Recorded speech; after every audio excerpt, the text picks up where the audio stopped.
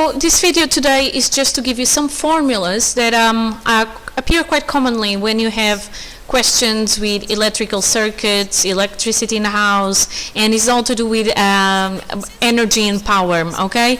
So it works for every situation really that you need, but this is more focused on GCSE, okay?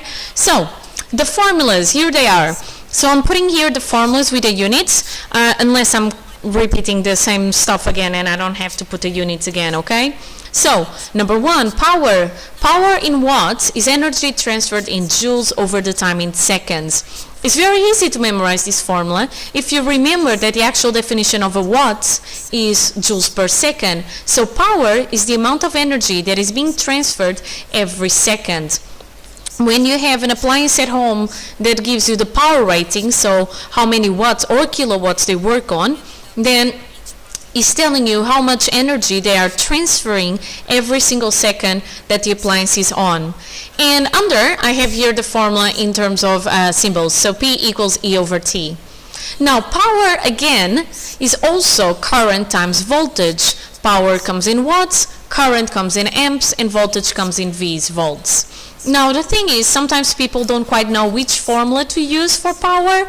It's very simple. All that you do is you check what the question is giving you. If a question is giving you stuff in terms of energy transferred and time, you use the first formula. If the question is giving you stuff in terms of current and voltage, you use the second formula. So the hint here really is that you need to look at what the question is giving you. What is the information you have and which formula has the stuff that is information that you already have. So which formula can you use that only has one component that is missing, okay? Because you can calculate that last component that is missing by knowing the other two. So just check what is the known and the unknown per se. Now, charge. Charge equals current times time. We already know that as well from the previous topic. So charge comes in coulombs. The units, the symbol is Q, and the symbol for coulombs is C, but charge, the symbol for charge is Q. Current is I, comes in A amps, and time in seconds or the symbol for time is T, energy transferred in joules is also voltage times charge.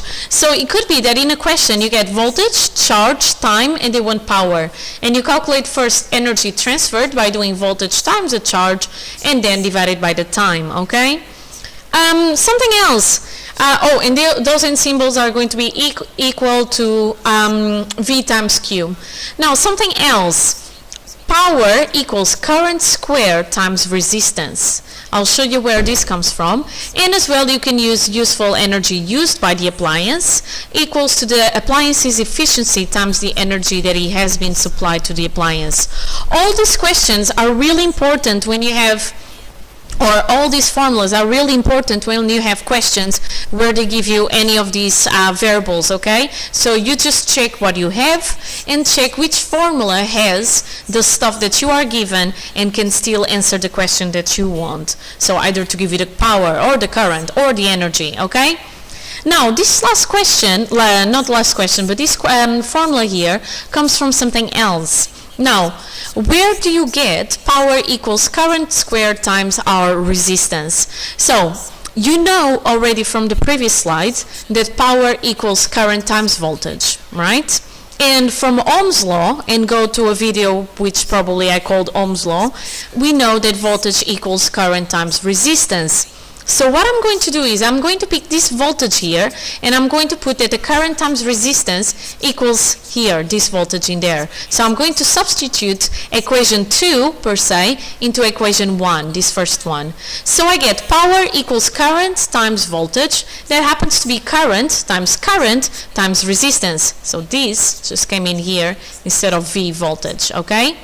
So current times current equals current squared times resistance. So that's where you have power equals the square of the current times the resistance. Power comes in watts, current comes in amps, and resistance comes in ohms, okay?